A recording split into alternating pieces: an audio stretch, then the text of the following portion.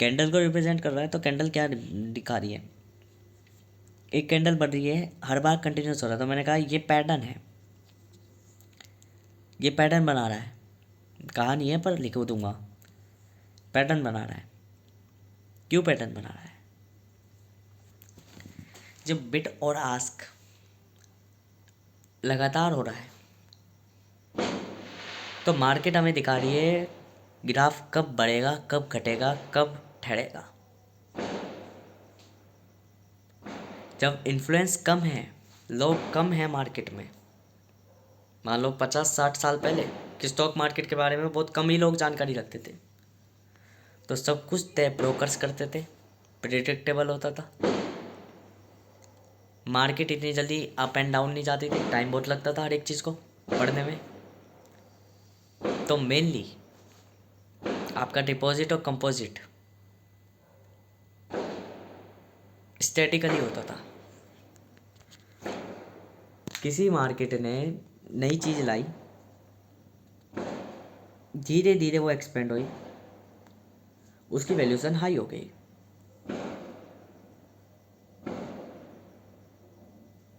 Competition है नहीं, monopoly high है, तो हाई रहती है, दुनिया को पता है यही कंपनी और बढ़ाएगी और बढ़ाएगी और बढ़ाएगी और बढ़ाएगी, तो इसका कोई पैटर्न नहीं है।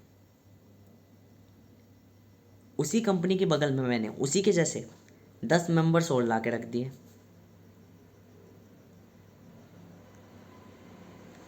कंपटीशन आ गया, कंपटीशन आ गया, 10, मेरे पास 11 चॉइस है कि 11 कंपनियों पे मैं पैसा लगा सकता हूँ, एक ही प्रोडक्ट बना रही है। अब यदि वैल्यूएशन बढ़ानी है किसी कंपनी को, उसी मोनोपोली वाली कंपनी को अपनी मोनोपोली वापस पानी है, वर्चस्व दोबारा पाना है, तो कुछ न्यू लाना पड़ेगा एब्स्ट्रैक्ट, और एब्स्ट्रैक्ट इतनी जल्दी पैदा होता नहीं, प्रॉब्लम यही तो है, नई रचनाएं इतनी जल्दी पैदा होती नहीं, बेहतर ये डेवलप कर लो, इम्प्रूव कर लो, क्योंकि साइंटिस्ट और हम जैसे नमूने युगों में एक बार होते हैं, बार बार तो होते नहीं, क्या बार पड़े, तो क्या करें, इन्फ्लुएंस बढ़ गया, कंपटीशन बढ़ गया, प्रभाव भी ज़्यादा होने लग गई, मोनोपोली पानी है, तो हमें पता है जो बेटर परफॉर्म करेगा वो उसका पैटर्न हमें मिल जाएगा। जब 10 कंपनियां एक ही चिप बना रही है तो हमें पता है ये अपनी चालें बनाएगी, यही तो पैटर्न है। आपका मूविंग पॉइंट ही मैटर पैटर्न बनाता है, स्टैटिकल पॉइंट पैटर्न नहीं बनाता।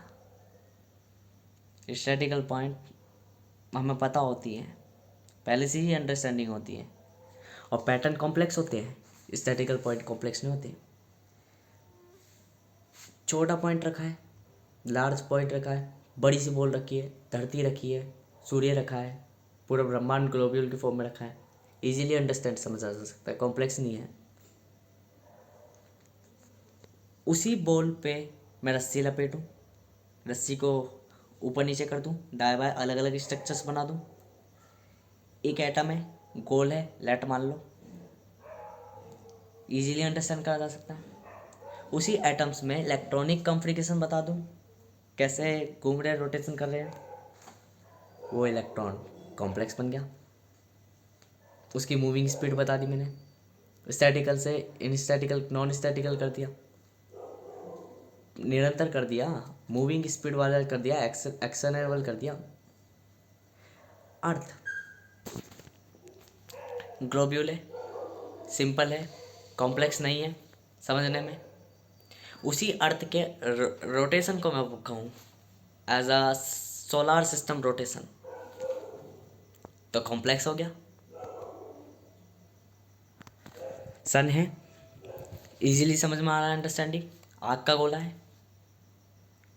उसी आग के गोले को मैं कहूँ कि पूरे सोलार सिस्टम को इर्द गिर्द घुमा रहा है एज अपनी ग्रेविटेशन से, कॉम्प्लेक्स हो गया। तो हमें पता चला moving action and moving repetition and moving changing complexes को मेक करते हैं।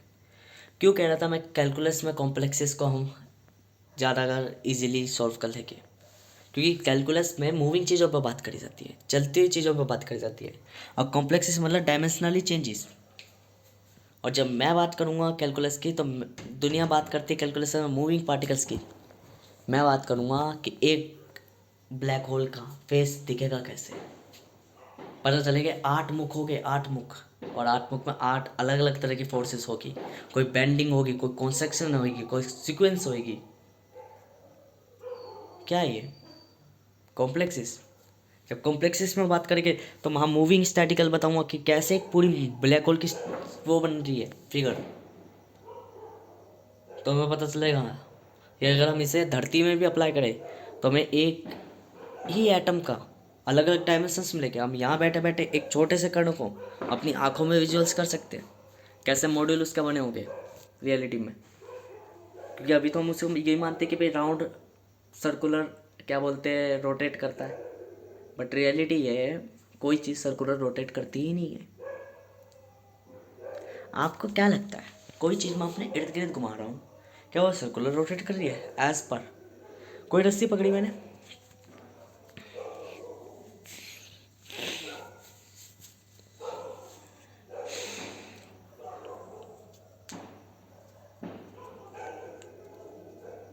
ये मांस पकड़ा, ये मांस इसके टॉप उसमें, ये मांस इसके उसमें एंड में,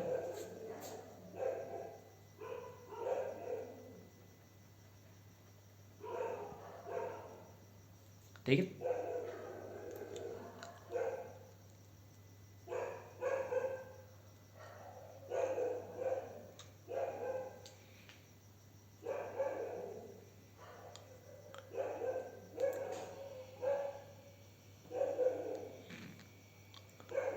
ये मांस इसके एंड में, ये 2 पॉइंट्स है।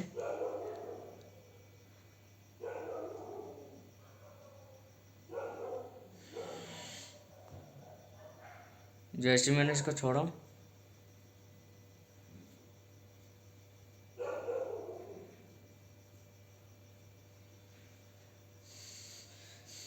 एक्सिस ऑफ रोटेशन चेंज हो गया, पकड़ा, एक सिंगल पॉइंट पे ले आया, घुमाया, जैसे इसे छोड़ा मास कंटेंट के कारण वापस इसने अपनी बॉडी कंटेन कर ली, स्टेट मीडियम में ले आया, पर वापस अपने बॉटम पे ले आया। तो हमें पता चला मास कंटेन कर रहा है, मूविंग कर रहा है स्टैटिकली, राउंड फिगर बना रहा है एज पर इसके कारण, इस नमूने के कारण, ना कि इस रॉप के कारण। इससे ग्रेविटी पैदा हो रही है, मतलब इससे फोर्स पैदा हो रही है। पर क्या इससे फोर्स पैदा हो रही थी? नहीं। रियलिटी में तो ये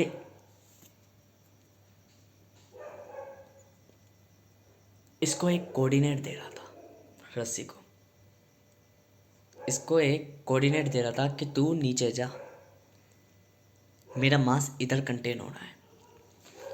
ये एज अ एंटी डायमेंशनली अपना मास कंटेन करके बैठा था स्टैटिकली। अभी मैंने इसे पकड़ रखा है, समझ लो ये जो 2 पॉइंट है ये इसका कोऑर्डिनेट है, ये इधर चाह रहा है। इस रस्सी को मैं कहीं भी ले जाऊँ वो इसके कोऑर्डिनेट के तहत ही घूम रही है, ठीक है। अब मैं इस रस्सी को घुमा रहा हूँ बार बार, इधर से उधर, इधर से उधर। क्या मैं गोल घूम रहा हूँ?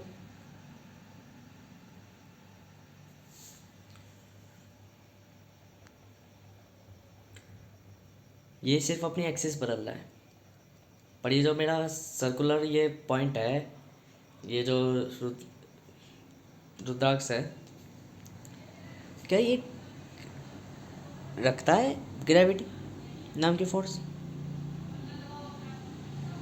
नो।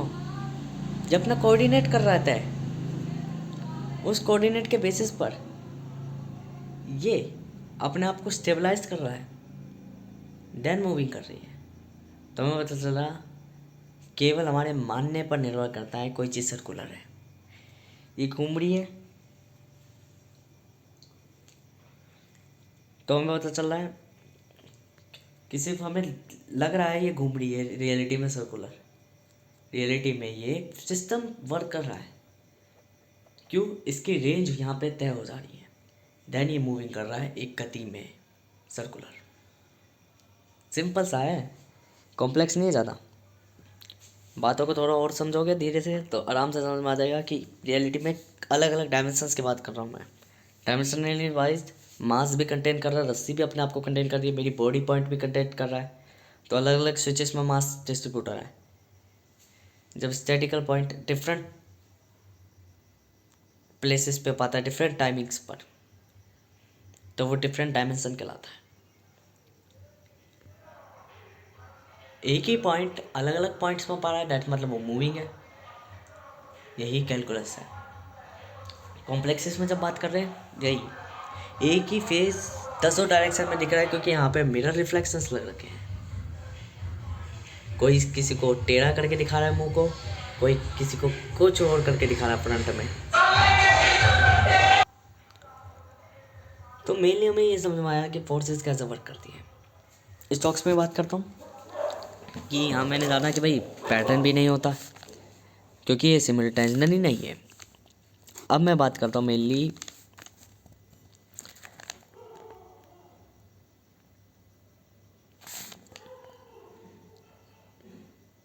कैंडल्स पर। कैंडल्स सिमिलटेनियसली है,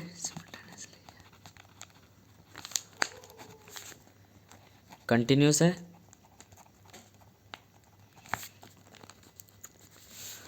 तो यहाँ पैटर्न बन रहा है।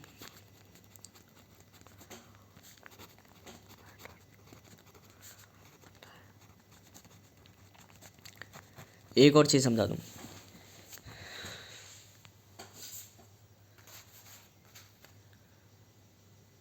कोई पैटर्न नहीं बन रहा, कोई पैटर्न नहीं है। ये मेरे पे बोल है, ये स्टॉक मार्केट 50 साल पहले की थी, जब इन्फ्लुएंस कम था, प्रभाविकता कम थी, क्योंकि मैंने इसे पकड़ कर रखा है, स्टैटिक है। कोई फैक्टर इसमें ज़्यादा इन्वॉल्व नहीं कर रहा, जीरो डायमेंशन फोर्स लग रही है इसमें, एक ही प्लेस है, कोई डायमेंशन चेंज नहीं हो रहा इसका। ना ये सर्कुलर है, एज एन ऑब्जेक्ट है ये चपटा होता तो चपटा दिखता, गोल नहीं। अभी गोल दिख रहा होगा, गोल लोग गोल समझ रहे होगे, गोल नहीं है ये। समझो एक ऑब्जेक्ट है, मास है, स्टैटिक है, सारी फोर्स न्यूट्रल है, एयर भी लग रही है, सब कुछ लग रही है, पर न्यूट्रल लग रही है, कोई इसमें इम्पैक्ट नहीं डाल रही। इसको मैंने पकड़ रखा है तो न्यूट्रल फोर्स है, ऊपर नीचे यूँ पकड़ूंगा तो ये गिरेगा, तो न्यूट्रल फोर्स है सब जगह, कोई फोर्स नहीं है। यही ऑब्जेक्ट, कोई पैटर्न नहीं बना रहा। इसी पैटर्न की लिमिट तय होगी, इसी पैटर्न की घूमने की रेंज तय होगी, इसी पैटर्न में फोर्स पैदा होगी, इसी पैटर्न में इन्वायरमेंट एयर पैदा होगी, इसी पैटर्न में कॉन्फ्लिगेशन फोर्स चल गई, एयर इसे अट्रैक्ट कर रही है ऐसा, क्योंकि ये मूविंग कर रहा है। इसी पैटर्न में चेंज डायमेंशंस कर रहा है, बार बार अपना कोऑर्डिनेट कर रहा है, मतलब डिफरेंट डायमेंशंस में जा रहा है, और इसी वजह से ये सर्कुलर पॉइंट वो कर रहा है। सर्कुलर मतलब अपने पॉइंट पे जाकर वापस अपने पॉइंट पा देना। स्टॉक मार्केट में ये तो हो रहा है, डिस्ट्रीब्यूशन भी तो हो रहा है, इकोनॉमी चलती है, वापस घूम के वापस में ही आ जाती है। दिस इज चैन रिएक्शन है। दूसरी चीज़ डिस्टर्बेंस, बार बार गति के कारण क्या हो रहा था, वाइब्रेशन, डिस्टर्बेंस पैदा हो रही थी, बड़ी प्रभावित हो रहे थे एयर वगैरह से, बाकी सब चीज़ों से। तो हमें पता चला जैसे ही इन्फ्लुएंस आया, जैसे ही चेंज होने लग गया, तो चेंज के कारण हो गया सब चीज़ें, इन्फ्लुएंस पैटर्न बनाने लग गया, पैटर्न सर्कुलर बनाने लग गया। यही तो मैं बात कर रहा था मेनली, क्या चीज़ है ये, ठीक है। मैं सारी चीज़ें अपने दिमाग से लेता हूँ, मेरा मस्तिष्क अपने आप कैलकुलेशन कर लेता है, बाद में मैं इसको एक्सप्लेन करता हूँ कैसे कर रहा हूँ। सारी चीज़ें अपने आप सामने बनाई है, पर मैंने लिख पहले दी, इसलिए मैं कहता हूँ जो चीज़ मैं लिख देता हूँ वो गलत नहीं होती। हो सकता है क्लियर ना हो, क्योंकि समय से पहले लिख दी, नादानी में। मेरा मानना यह है इस टाइम पे कि उम्र और पैसा और ताकत, सॉरी ज्ञान, पैसा और ताकत 90 साल की आयु में आनी चाहिए। पर 90 साल की आयु को हम जैसे नमूने वेट नहीं करते, हमें चाहिए जवानी में। तो जवानी में आधी अधूरी आती है, पूरी नहीं आती। ज्ञान, ताकत, धन, सब चीज़ें तब प्राप्त होनी चाहिए जब यहाँ से पलायन करना हो, कि सुख लेकर तुरंत भग लो यहाँ से, वापस संघर्ष चालू करो। पर हम जैसे नमूने कम उम्र में चाहते हैं। तो रूल्स है मेरे लिए भी, औरों के लिए भी, मेरे लिए मेरे ही बनाए हुए हैं। मिल जाएगी सब कुछ। आप क्योंकि बहुत ब्रिलियंट हो, आप क्योंकि एक इकलौते हो, तो ठीक है, आपको सब कुछ मिल जाएगा। आप बहुत विशेष हो, ठीक है, पूरा नहीं मिलेगा, क्योंकि सिचुएशन सीधी है। टाइम बिताओगे, एक्सपीरियंस गेन होगा, तो क्लियरिटी नहीं मिलेगी। और जब तक क्लियरिटी नहीं होगी तो सिद्ध कैसे करोगे कि तुम नॉलेजेबल हो? सिद्ध कैसे करोगे तो कि तुम ज्ञानी हो? सिद्ध कैसे करोगे तुम पैसे का सदुपयोग करना जानते हो? सिद्ध कैसे करोगे तुम ताकत है क्या? क्योंकि ताकत योग्यता मांगती है। सिद्ध कैसे करोगे तुम योग्य हो? ज्ञान, नॉलेज, चरित्र मांगता है। सिद्ध कैसे करोगे तुम गुणवान हो, चरित्रवान हो? धन ये मांगता है व्यवस्था। सिद्ध कैसे करोगे तुम व्यवस्थित हो, संतुलित हो? समय के हिसाब से आएगी अपने आप अकल। कोई अमीर उछांगा गरीब की बेइज्जती कर रहा है, क्यों कर रहा है? क्योंकि उसने गरीबी देखी नहीं है। पर जब किसी ने गरीबी से अमीरी देखी है तो उसे पता है गरीब की बेइज्जती नहीं करनी। कुछ उससे भी बड़े पहलवान होते हैं, अमीर परिस्थितियों में बदलने के बाद भूल जाते हैं सारी चीज़ें। तो चीज़ें दोहराती है। जैसे सर्कुलर पॉइंट था ना, एक ही पॉइंट 10 बार अपनी डायमेंशन को इससे गुजरा था, तो ऐसे ही टाइम नहीं लगेगा आने में। पैटर्न बन रहा है कैंडल्स में, सिंपली सी बात है ये। तो हमें पता चला, यहाँ मैं डायरेक्ट लिख देता हूँ। हमें पता चला जब दुनिया बाय कर रही है,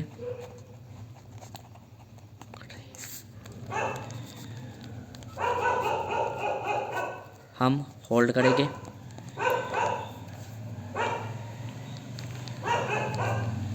क्योंकि स्टॉक का प्राइस बढ़ेगा।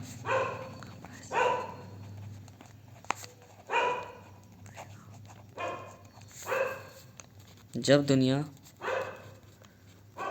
सेल कर रही है,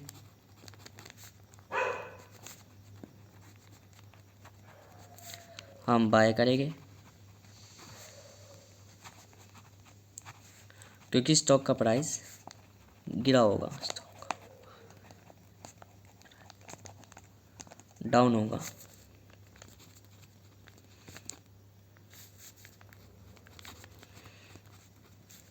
जब दुनिया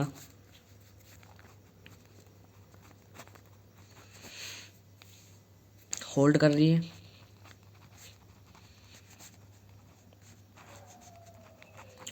तब हम बेचेंगे,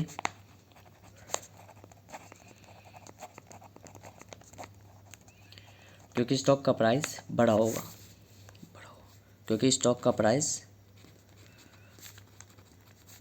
बढ़ा हुआ होगा।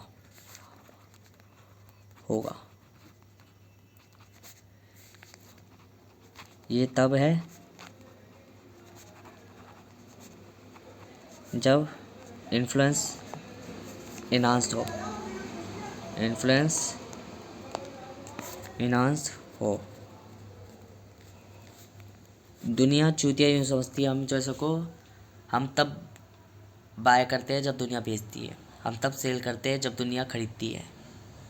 ना ना ना ना, हम अपोजिट नहीं चलते। 3 सिस्टम होते हैं, buy, hold and sell. Reality में जब दुनिया बाय करती है तो हम होल्ड करते हैं। सॉरी, जब दुनिया खरीद रही है, दुनिया जब खरीद रही है तो क्या करते हैं यार, मैं भी खुद भूल गया, ऐसे भूल जाता हूँ। जब दुनिया सेल कर रही है हम बाय करते हैं। हाँ, जब दुनिया सेल कर रही है तो सेल करने से क्या होगा, स्टॉक का प्राइस गिरेगा, तो हम खरीद रहे, मैं ले लो, मौका ले लो, ठीक है, तो हम रिस्क ले रहे हैं। और जब दुनिया होल्ड करके बैठी पड़ी है, तो होल्ड का मतलब है दुनिया अप लेवल पे बैठी पड़ी है, तो हम इधर से सेल कर रहे हैं अपने स्टॉक से, क्योंकि हमारे सेल करने से कोई गिरावट में फ़र्क नहीं पड़ेगा। पर जब दुनिया सेल कर रही है तो हम खरीद रहे हैं, क्योंकि गिरावट नीचे आया। ठीक है, खरीद रहे हैं। और जब दुनिया होल्ड कर रही है तब हम बेच रहे हैं। क्या बोल रहा हूँ मैं, दुनिया खरीद रही है, यही चीज़ मुझे बोलनी है। तो मैं इसको कैसे स्टेटमेंट को करूँगा, दुनिया जब बेच रही है तो हम खरीद रहे हैं, दुनिया जब होल्ड कर रही है तो हम बेच रहे हैं। तो खरीदना बेचना हो गया। हाँ, होल्ड करना होगा। तो जब दुनिया मान लो बाय करेगी, खरीदेगी, तो हाँ होल्ड करेगी। होल्ड क्यों करेगी, वैसे मैं यहाँ से भी पढ़ के बता सकता था, पर मेरे दिमाग में कन्फ्यूज़न हो गई थी। जब दुनिया हम होल्ड करेंगे पैसे को, तो दुनिया भी खरीद रही है, तो खरीदेगी तो स्टॉक्स क्या होगा, अप होगा। यही तो चाहिए था हमें। जब दुनिया खरीद रही है, पहले हमें बाय करना है, पार्टिसिपेट करना है। जब दुनिया ने बेचा तो स्टॉक का डाउन गिरा, हमने खरीद लिया, बाय कर लिया, अभी कंटिन्यू चल रहा है। यही चीज़ समझनी है। यही मैं बताऊंगा क्यों कैलकुलेशंस और साइकोलॉजी अलग होती है। साइकोलॉजी बनती है समाज में, कैलकुलेशन पहले से होती है। ये तब है जब इन्फ्लुएंस इन्हांस हो। ठीक है, तो इन्फ्लुएंस जहाँ भी होगा, अब इन्फ्लुएंस का मतलब वही है जहाँ मनी डिस्ट्रॉय होती है। तो जहाँ डिस्ट्रॉय होगा मतलब डिस्ट्रीब्यूशन होगा या डिस्टर्बेंस होगा। माँ समझ जाओ इसको हैंडल कैसे करना है। ठीक है, 3 सिस्टम है, 3 सिस्टम को कैसे मैनिपुलेट करना है। ये तब है जब इन्फ्लुएंस इन्हांस हो। साथ में हम ये जानेंगे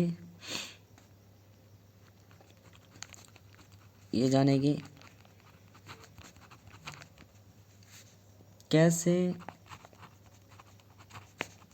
हम पैटर्न आइडेंटिफाई कर पाए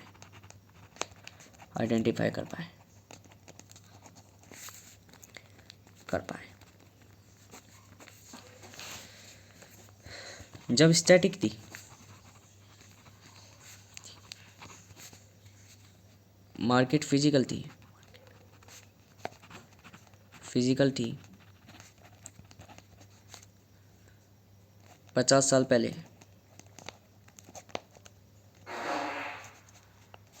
तब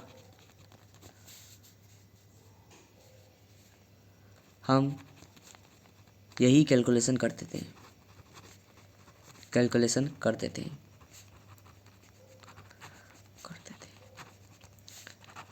बाय से ग्राफ अप, ग्राफ या स्टॉक अप, एंड सेल से डाउन, एंड होल्ड से स्टैटिक या अपोजिशन मेंटेन रखता था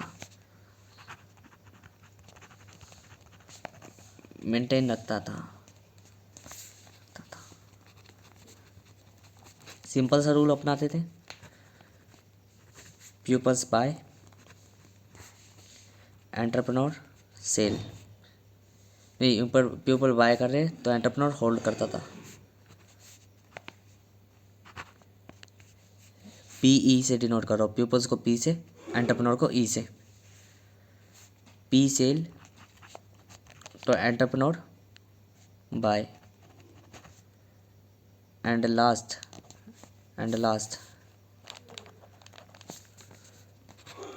पी होल्ड,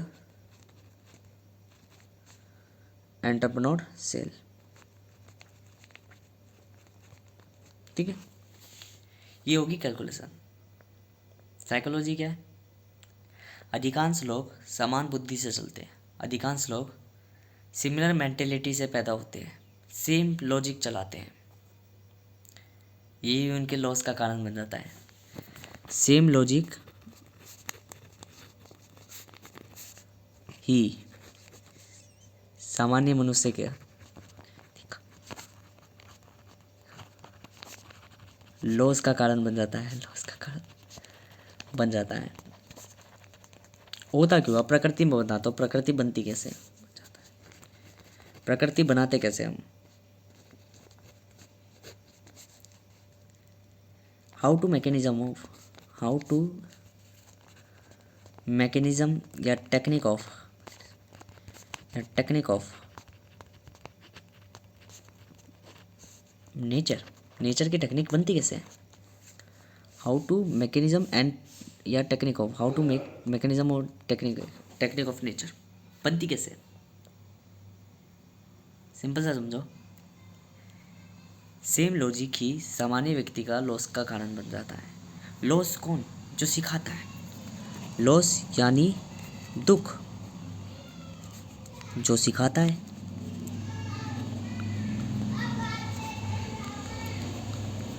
सामान्य लॉजिक मतलब नो चेंज, नो चेंज तो कोई ग्रोथ नहीं होती।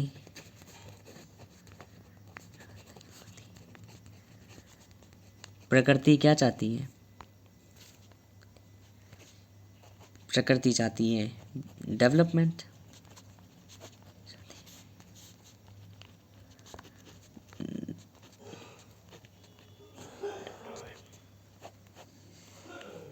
डेवलपमेंट मतलब विकास भी और अपना विनाश भी।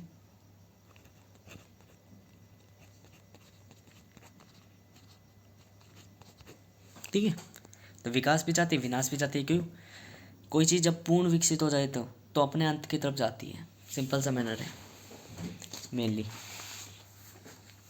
क्योंकि देखो समझ लो, कोई नियम जब पूरा परफेक्ट हो गया तो हम ही उस नियम को ब्रेक करते हैं, क्योंकि हमें सुहाते नहीं है। हम कहते हैं यार सिस्टम बहुत मैनुअल चल रहा है, इसमें थोड़ी जान डालो। तो जिसका जीवन जो है ना अप एंड डाउन चलता रहता है, उसी में मज़ा आता है कि कब थोड़ा रंडी रोना कर रहा है, कब मज़े कर रहा है, तो उसमें मज़ा आएगा। पर कोई चीज़ बढ़िया चली जाए, बढ़िया चली तो हम बोरिंग होते हैं, बोर हो जाते हैं एक चीज़ से। तो चेंज चाहिए होता है एज अ गेम की तरह। तो डेवलपमेंट में जहाँ व्यक्ति बेहतर हो जा रहा है, गुड हो जा रहा है, अच्छा हो जा रहा है, तो विनाश में अपना बुरा भी बने जा रहा है।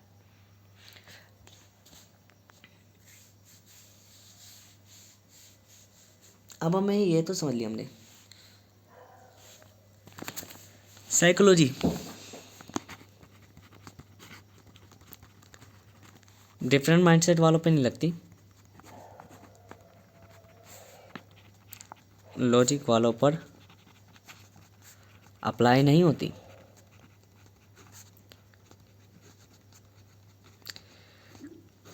होती है समय के हिसाब से, एक समय में जाके हो सकती है। जैसे मैं हूँ भाई, एक बहुत बड़ा फिलोसफी भी लिख रखी है, इकोनॉमिक्स की स्टेटमेंट्स भी लिख रखी है, नेगोशिएटिंग भी लिख रखी है। वहाँ गया मैं, मुझे ही ठग लिया एज परस्पेक्ट। मैंने कहा ना, एक राइटर परफेक्ट की कल्पना कर देता है कि परफेक्ट होता क्या है, खुद परफेक्ट नहीं होता ज़िंदगी में। रियलिटी ऐसी होती है। सपने में हवा में उड़ने वाला हवाई जहाज़ देखा, असलियत में नहीं उड़ा जा सकता, लिमिट है। ये चीज़ सपने में अपने आप को परफेक्ट देखा, अनलिमिटेड देखा, ऐसा रूप देखा जो कि अनडिफाइंड हो। असलियत में पता चला हम नहीं उड़ सकते, तो रियलिटी एक्सेप्ट करी, ना कि एक्सक्यूज़ निकाला क्यों नहीं उड़ सकते। तो पता चला हमारा वेट ही नहीं है इतना भाई, नहीं है इस तरीके का हमारा डिज़ाइन, तो हम सोचा डेवलप कर लेते हैं। तो वो भी तो एक तरीके से वही हुई कि हम उसे एक्सेप्ट करके आगे का स्टेप ले रहे हैं। एकदम में तो नहीं हुआ ना कि सोच बदलती सीधा हवा मोड़ने लग गए, नहीं। ये मैं इसलिए कह रहा हूँ, ये शब्द बार बार हवा में उड़ने वाला उदाहरण, ये मेरा रियल लाइफ एग्जाम्पल है। एक दिन पहले मैंने एक वीडियो बनाई इसी तरीके से एक वीडियो बनाई। उस वीडियो में मैंने कहा आसमान में हवा में उड़ने का तो मतलब ये थोड़ी ना मानो कि अगर कोई व्यक्ति आसमान में मन में हवा में उड़ रहा है तो असलियत में वो हवाई जहाज बनाएगा, मटेरियल लगाएगा। उससे एक दिन बाद मुझे डिप्रेशन आने लग गया। डिप्रेशन क्यों आने लग गया? मैंने कहा मेरा माइक डाला हो गया हैवी वर्क। हैवी वर्क में क्या करने लग गया? हैवी वर्क में कहने लग गया मुझे हवा में उड़ना है। मतलब ऐसी बात जो लॉजिक से परे है, वो वाली बात। तो मैंने, अब मेरा जो दिमाग था वो बड़ा हरामी था, मैंने जो, अगले दिन मुझे उसने हवा में उड़वाया। हवा में उड़वाया कैसे? बाइक में जा रहा, हाँ हाँ ठंडी हवा लग रही है, ऐसा लग रहा है जैसे हवा में उड़ रहा हूँ। तो ये चीज़ें करवाई, ब्रेन जो होता है यूनिवर्सल कनेक्ट होता है, तो ये चीज़ें तो करवाई, पर्याप्त तो कराई, पर मैं सेटिस्फाइड नहीं था। मैं कह रहा मुझे चाहिए ही हवा में उड़ना। अब जब अनलॉजिकली बात कर रहा, तो उसने मुझे 3 4 5 6 बार दिखाया पूरे दिन में कि देख हवा में तो तुझे उड़ा दिया, तुझे मृत्यु चाहिए थी, मृत्यु भी तुझे प्राप्त करा दी। कैसे कराई वो बात अलग है, अलग तरीके से कराई। तो डायमेंशंस के बेस पर चेंजिंग होगी। रियलिटी ट्रूथ हुई कि जो चीज़ मांगी थी वो चीज़ मिली, बट मुझे चाहिए थी वैसी की वैसी, नहीं मिली, नहीं हुई, क्योंकि लॉजिक का था ही नहीं। इसलिए मैं बार बार हवा का एग्जाम्पल ले रहा था, क्योंकि वो जुड़ा हुआ है। मैंने कहा ना, डिप्रेशन जो सुसाइड वाला होता, तो उसमें सुसाइड का सीन बन गया था 18 20 दिन बाद। तो उसमें सुसाइड डिप्रेशन से रिलेटेड मैंने बतेरी जानकारी जानी थी। डिप्रेशन क्या होता है, माइक डाला कैसे वर्क करता है, हिप्पोकैम्पस, ये सारी चीज़ें, तो वो टाइम पीरियड निकाला था। साइकोलॉजी डिफरेंट लॉजिक वालों पर अप्लाई नहीं होती, और ब्रह्मांड में अधिकतम लॉजिक से ज़्यादा फैक्ट है, फैक्ट है। क्योंकि लॉजिक रिपीट होकर जो रूप बदलता है, रूप बदलता है, वही फैक्ट कहलाता है, कहलाता है। हर बार new fact, but same logic. तो हमें यहाँ क्या समझ में आया? सेम लॉजिक पे साइकोलॉजी अप्लाई होती है, so psychology will be applied, will apply. ठीक है, मैंने बताया एक्सपेरिमेंटल या प्रैक्टिकल, या practical, social, technology, applied, self technology, self जो टेक्नोलॉजी इस्तेमाल करी, कंप्यूटर चला चला के खुद सीख लिया, unsequential, self applied, sequential, experimental. ठीक है, थॉट बनाया, थॉट बना के उसको रियलिटी में बना दिया, अप्लाइड, खुद ही किसी और का थॉट पढ़ा, खुद बना दिया क्योंकि इंजीनियरिंग आती थी, एक्सपेरिमेंटल, सहयोग जहाँ ले लिया टेक्नोलॉजी का, एक्सपेरिमेंटल या प्रैक्टिकल बन गए। जब खुद से बना दिया नई चीज़, तो आपने एब्स्ट्रैक्ट ही बनाया होगा, तो सेल्फ टेक्नोलॉजी। अनसीक्वेंसल, अनसीक्वेंसल का मतलब जो आज से पहले कभी रिपीट हुआ ही नहीं है। सीक्वेंस का मतलब ये है जो रिपीट हो, रिपीटेशन। ठीक है, सीक्वेंसन में रिपीटेशन। तो हम क्या कह सकते हैं कि वेरिएशन का सीक्वेंस ही लॉजिक कहलाता है, या वेरिएशन क्या है, जो चेंज है, the change of sequence logic, या the change of sequence will be make logic, या तो क्या कह सकते हैं हम कि सीक्वेंस ऑफ लॉजिक फैक्ट बनाते हैं, बट डिफरेंट आइडेंटिटी।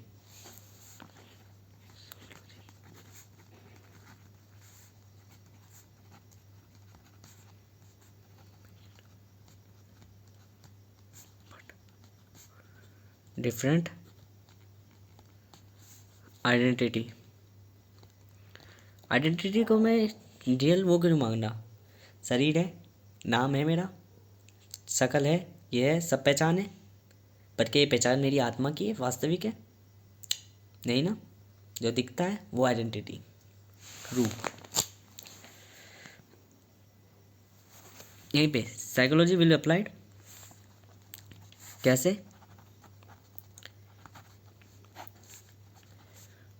प्यूपल्स को ऑब्जर्व करा,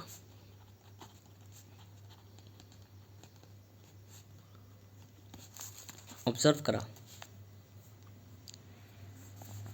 अधिकतम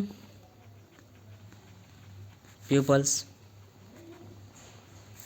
होल्ड कर रहे हैं, तो मैंने सेल कर दिया।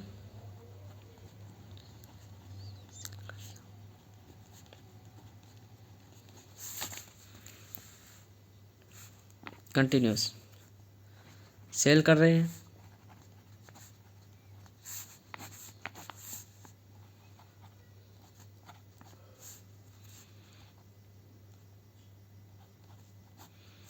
तो मैंने सेल कर रहे हैं, बेच रहे हैं, तो बेचते टाइम पे क्या करा मैंने? बाय कर लिया।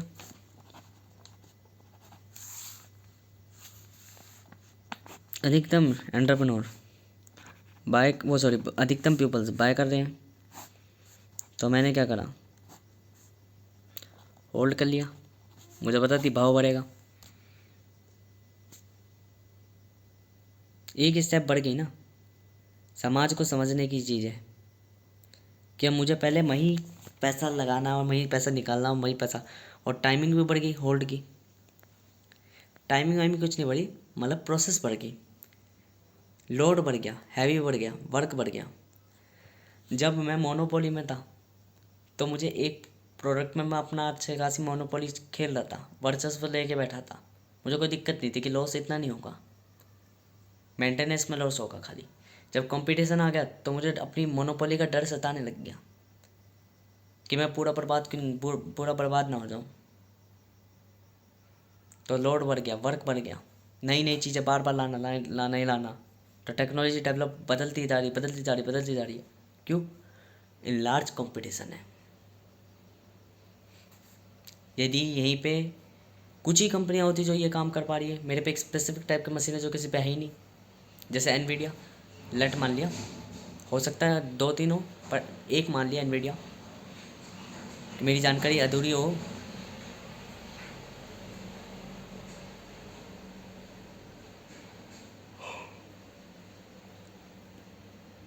अब उसको थोड़ी ना डर है, अभी थोड़ी ना लोड पे लेके बैठी होगी। एनवीडिया नहीं, मान लो कोई और कंपनी मान लो, कोई और कंपनी मान लो कि उसने कोई ऐसा वो बना रखा है, जैसे इंटेल ने अपनी वो बना रखी है, इंटेल की तरह कोई और मत मानो अभी। तो इंटेल ने चिप बना रखी है, लेट मान लो, तो इंटेल के अलावा कोई और चिप बना ही नहीं पा रहा क्योंकि उसी के पास मशीन है। तो हमें ये समझ में आ गया कि भाई उसके पास मोनोपोली है, मोनोपोली है, कोई और टेक्निक ले नहीं पाया, ये टेक्निक नहीं ले पाया, ये स्ट्रेटेजी नहीं बना पाया, तो क्या करा? सीधी सी बात है, उसको ओवरलोड नहीं है, उसको कोई टेंशन नहीं है, वो अपना टाइम लग रहा है, उसको भी चीज़ें बनाने में टाइम लग रहा है, सब चीज़ें करने में, और लॉस का इतना खतरा नहीं है। पर जब से कंपटीशन आ गया, जैसे उसकी जैसी मशीनें और आ गई, कोई और कंपनी बनाने लग गई, उसको डर सताएगा और वो अपने आप को चेंज करेगी। जहाँ वो एक चिप को 20 साल तक बेच कर भी अच्छा खासा कमा रही थी, सिर्फ उसी के वर्जन लोड कर रही थी, अब उस चिप को ही बदल देगी, वो और चीज़ें डालेगी। हो सकता है चिप की जगह कुछ और बनाने लग जाए, न्यू बनाने लग जाए। क्यों? अब उसे डर लग रहा है कि मैं अपना वर्चस्व ना खो दूँ। रियलिटी यही है, ठीक है। तो कंपटीशन, मोनोपोली ये आती रहती है।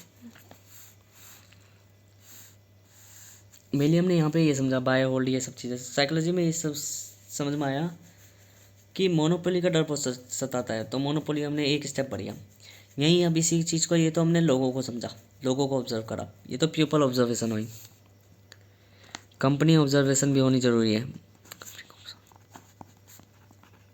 करना, इसके बेस पर भी बाय और सेल होगा। यहाँ मैं चूज़ करूँगा करूँगा कौन सी कंपनी में बाय और सेल करना है। कंपनी में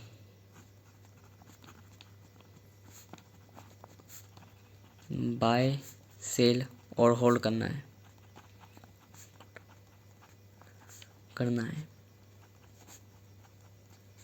मेरे लिए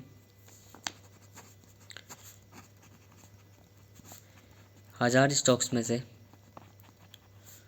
ऑफ कंपनीज में से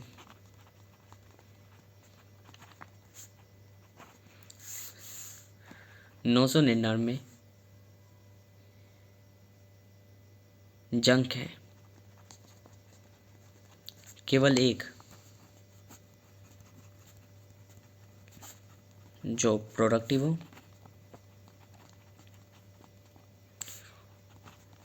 और एस्केप बुल हो। बुल कहलाए because I am big bull. कुछ समझ में आया? पागल सांड कहलाए, मैं उस पर पैसा लगाऊंगा।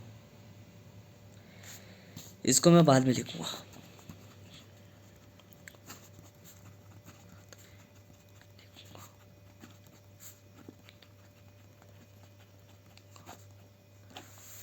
हाय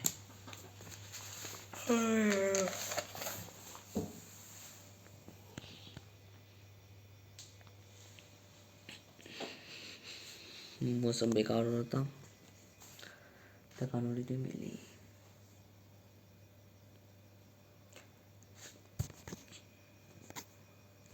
कितना टाइम हो गया मुझे? 3:15 सुबह के। 1.5 घंटा हो गया वैसे तो मेनली।